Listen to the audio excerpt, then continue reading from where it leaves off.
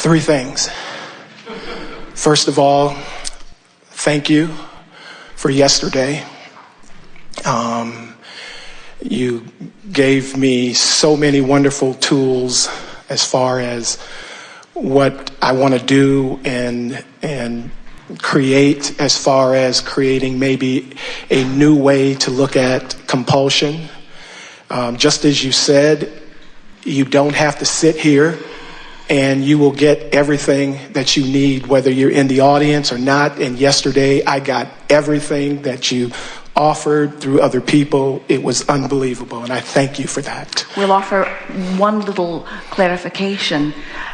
You don't get everything you need. You get everything that you want, that you're in alignment with. When you need it, you're upstream and you don't let it in. Okay. Thank you. Wanting and believing is the recipe. Satisfied with where I am and eager for more. Perfect stance. Okay. Well, I'm definitely satisfied with what I got yesterday, and I feel like a rocket of desire has been launched to create possibly a new 12-step. Again, we want to give you something here, because we want you to understand that rocket of desire that you were saying was launched yesterday, that didn't happen yesterday. That rocket of desire has been being launched and launched and launched, little mini rockets. Rocket. You've been amassing that for a very long time. What happened yesterday is that you listened to us ramble long enough that you lost your resistance. And when you lost your resistance, you came into alignment with what's already over there. And that's why you're feeling this rush of movement. In other words, you're moving fast to the culmination of that thing that you want. Good for you. Discussion.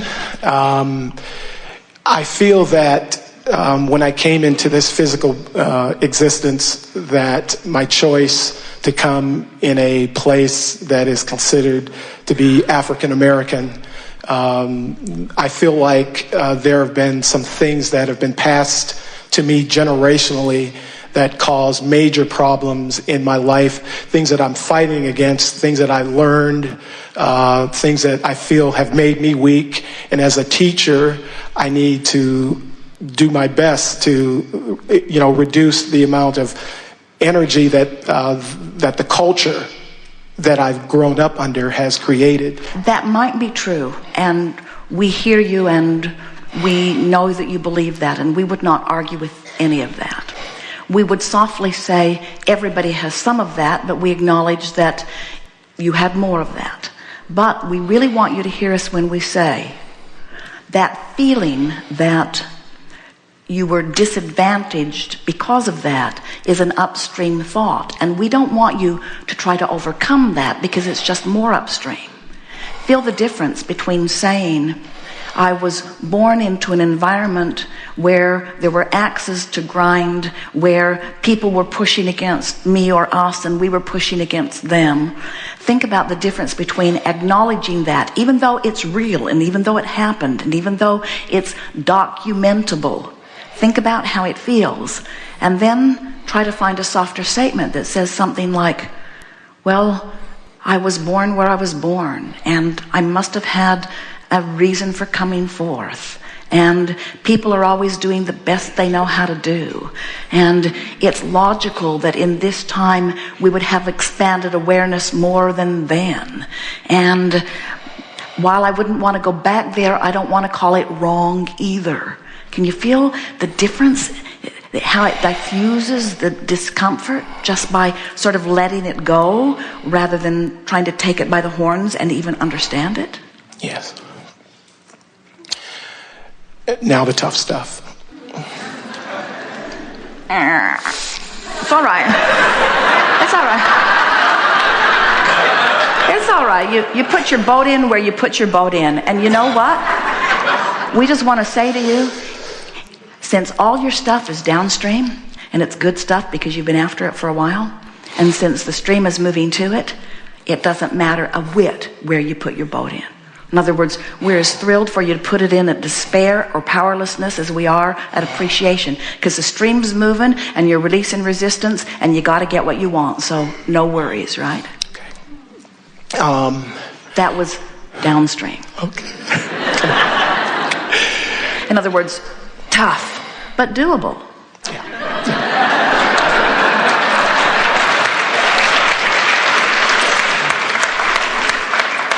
This is tough, but I know it's doable.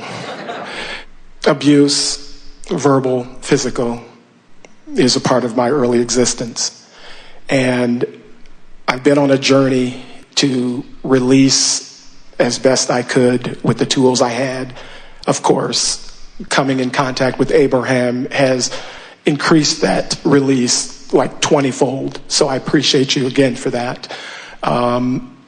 I'm just looking for your voice to reinforce my voice as to letting that pain of abuse go, because when I drive and I'm feeling well and things are going well, but maybe I look at a sign and a sign reminds me somehow of that powerlessness. All right. Good. And I am in conflict as to whether to look at the sign or avoid the sign. Well, you see, you've defined this in a very simple way for us to help you sort through. You're really going to like this. And you also provide for us a format to say some wonderful things that we want to say in general about creating. When you give your attention to something like that sign that you're talking about, or anything, it activates a vibration within you. And when the vibration is activated within you because of what you're focused upon, there's an immediate feeling, visceral, emotional response to it. In other words, when you think those thoughts that memory of that past causes you to think, it conflicts with how the source within you sees yourself. Now, haven't you noticed this? We know you feel it in your own experience.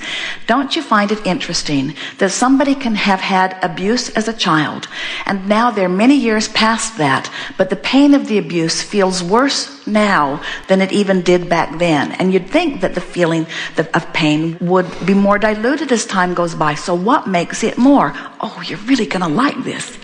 What makes it more is that the longer you've lived life, the more you have expanded who you are. The more you know what you don't want, the more you know what you do want. So there's this now, every year you live, everything that you remember, everything that you observe, everything that you live is causing this expanded version of you. So who you really are as source is more confident, more knowing of who you are, more in love with self, more in love with life. And then when something causes you to flash back to who you were, oh, what an incredible discord. Esther said one day she loved her parents. She loved them dearly, loves them dearly. They're both croaked, but happily so. But Esther discovered that when she would go home to visit them, that she felt less good the longer she was there. She said to Jerry, I now know what homesick is. It's when home makes you sick.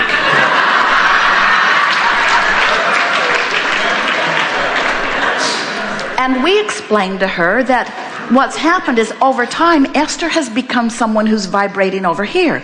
She's a different person than she was then. Everyone is evolving, but as Esther's coming into alignment with who she now is, when she goes home, things, smells, conversations were causing her to activate the vibration of who she used to be.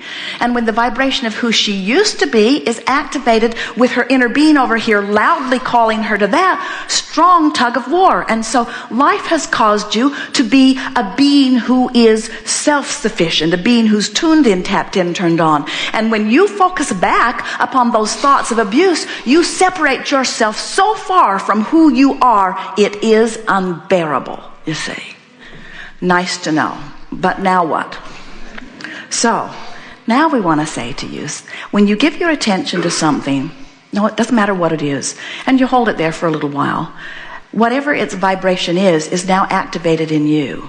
And if you do that often, it becomes a dominant vibration, which is what a belief is. A belief is just a thought that you think often, and it's easily activated. Now, why is it easily activated? Because law of attraction is helping you out. If you feel that way, that's the thoughts you have access to, and since it's thoughts you have access to, you think those thoughts, and now you're thinking those thoughts, then you feel that way, and when you feel that way, it's the thoughts you have access to. So it's sort of like a cycle of thinking. So you offer a thought, the universe matches it. You offer a thought, the universe matches it. You observe what you've got, you offer a thought, thought, the universe matches it. You observe what you got, you offer a thought.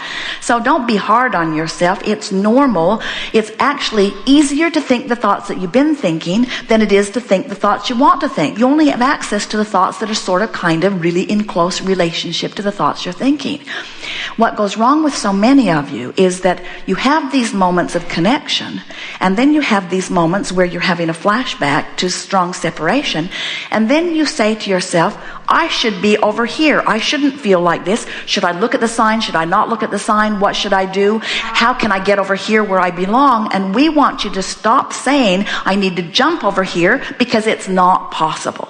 Instead say, I'm putting my boat in the river here. What thought could I think that would give me relief? Because if you don't, take the thought of abuse and reach for a thought of relief and leave it in a different place, then that bugger stays over there right where you last left it. And every time you have an experience that reminds you of that, it's going to trigger you and take you back there, and then you're going to feel the separation between who you are, and you can go on like that for a very long time, where if you feel it and don't like it, and then do something about it by reaching for a thought that feels slightly better. We love to see someone feel powerless over something, and then find that breath of fresh air that revenge brings. Especially when they say consciously, I feel so much better. And the reason I feel better is because I deliberately chose a thought that made me feel better. In that moment, you've taken your power back. And in the moment you take your power back, you're not so upset about those abusers. Football players take abuse too, and they do it on purpose. It's not the physical abuse that is the scarring thing. It's the empowerment over you that made you feel that you didn't have power. And in the moment that you choose a thought that makes you feel better, you've taken your power back. And in the moment that you take some of your power back, and you know you did it deliberately, now you can reach for something that feels a little better, and now you can reach for something that feels a little better. And you're going to get so good at finding the relief and finding the relief that you won't cringe when you see something that triggers something. Instead, you'll say, oh, I remember that feeling, and I don't want it, and I'm glad that it has come out into the light where I can see it. And while I'm driving here, I think I'm going to do something about it. Of the 22 emotional scales that you've laid out, the one I avoid the most is revenge. And I've heard it all weekend yesterday. You know as why? The one I avoid. You know why? The reason you avoid it is because you, like almost everybody else, are not doing what you're doing to improve the way you feel. You're too humble and unworthy feeling to do that.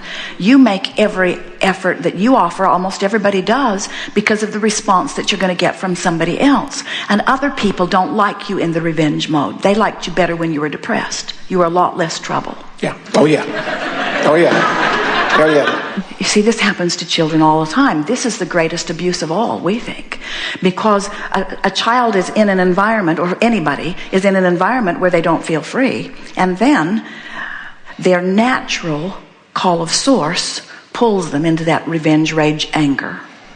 And then the people around them say, don't go there. It's inappropriate that you go there. God says you shouldn't go there. I'm going to take you to anger management seminars. Don't go there. And so what happens is you feel powerless. You get to revenge. You bump up against them, demanding that they don't let you go further. And so then you're just powerless, angry, powerless, angry, powerless, angry, powerless, angry, powerless, angry. Oh, this is the most interesting thing about that. In all that powerless, anger, powerless, angry, powerless, angry, you're launching rockets, rockets, rockets. And that's what's making it worse. Every time somebody makes you feel powerless, or every time you feel powerless for whatever reason, you launch a stronger rocket, which makes your stream go faster. Isn't it interesting? The more abuse you take, the more you want well-being, but the more abuse you focus upon, the more you don't get to go with your well-being, and that is the epitome of abuse. Do you know that the only abuse that could ever be rendered is the abuse that is self-imposed by someone who doesn't let themselves be who they are? You have to, you like that, we like it too. In other words, that's the abuse. So what you want to say, you want to get a notebook and write somebody's name in it and say, what is it that I'm thinking about you that I'm using as my excuse to not let myself be who I am?